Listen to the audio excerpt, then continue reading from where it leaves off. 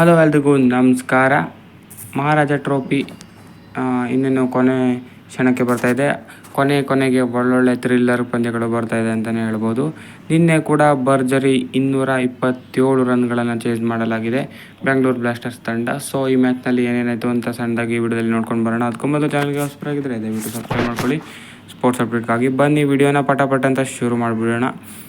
Shivamogga Lions ಮೊದಲು batting ಮಾಡ್ತಾರೆ. ಧ್ರುವ್ ಪ್ರಭಾಕರ್ ಮತ್ತು ನಿಹಾಲ್ ಉಳ್ಳಾಳ್ ಒಳ್ಳೆ ಫಾಸ್ಟಾಗಿ ಆಡ್ತಾಯಿದ್ರು. ಆದರೆ ಚೆನ್ನಾಗಿ ಆಡ್ತಿದ್ದವರು ಬ್ಯಾಕ್ ಟು ಬ್ಯಾಕ್ ವಿಕೆಟ್ ಕಳ್ಕೊಳ್ತಾರೆ. 29ಕ್ಕೆ ಧ್ರುವ್ ಪ್ರಭಾಕರ್ ಮತ್ತು ನಿಹಾಲ್ ಉಳ್ಳಾಳ್ ಇಬ್ಬರು ಕೂಡ ಔಟ್ ಆಗಿಬಿಡ್ತಾರೆ. ಇದರೊಂದಿಗೆ ಆರಂಭಿಕ ಆಘಾತ ಅಂತಲೇ ಹೇಳ್ಬೋದು. ಶಿವರಾಜ್ ಮತ್ತು ಮೋಹಿತ್ ಆಸರೆ ಆಗ್ತಾರೆ.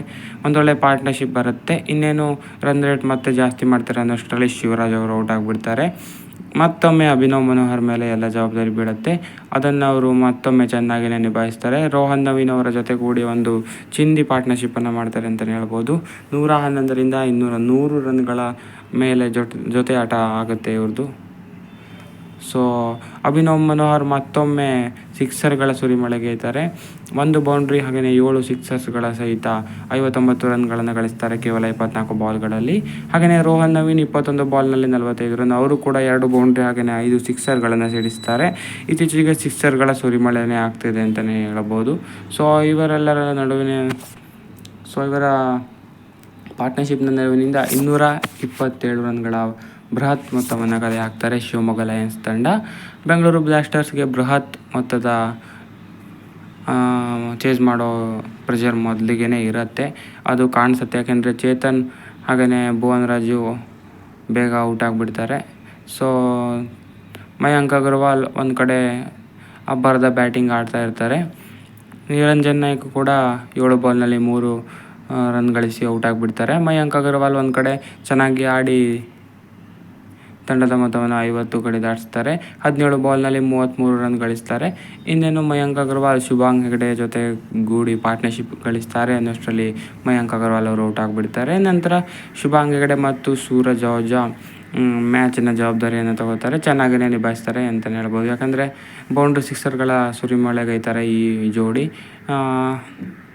59ಕ್ಕೆ 4 ಇದ್ದ ಬೆಂಗಳೂರು ಬ್ಲಾಸ್ಟರ್ಸ್ ಕೊನೆ ತನಕನೂ ಅಷ್ಟೇ ಇರುತ್ತೆ. 19 ಓವರ್ಗಳಲ್ಲೇ ಈ ಜೋಡಿ ಮ್ಯಾಚನ್ನು ಫಿನಿಷ್ ಮಾಡಿಬಿಡುತ್ತೆ. ಒಂದು ಚಿಂದಿ ಚೇಸ್ ಅಂತಲೇ ಹೇಳ್ಬೋದು. ಆರಂಭಿಕ ಆಘಾತ ಆಗಿದ್ದರಿಂದ ರಿಕವರ್ ಆಗಿಕೊಂಡು ಚೇಸ್ ಮಾಡಿದ್ದು ನಿಜಕ್ಕೂ ಗ್ರೇಟ್ ಅಂತಲೇ ಹೇಳ್ಬೋದು. ಶುಭಾಂಗ್ ಹೆಗಡೆ 41 ಬಾಲ್ನಲ್ಲಿ 85 ರನ್ಗಳನ್ನು ಗಳಿಸ್ತಾರೆ. 6 ಬೌಂಡ್ರಿ 6 ಸಿಕ್ಸರ್ ಸಹಿತ.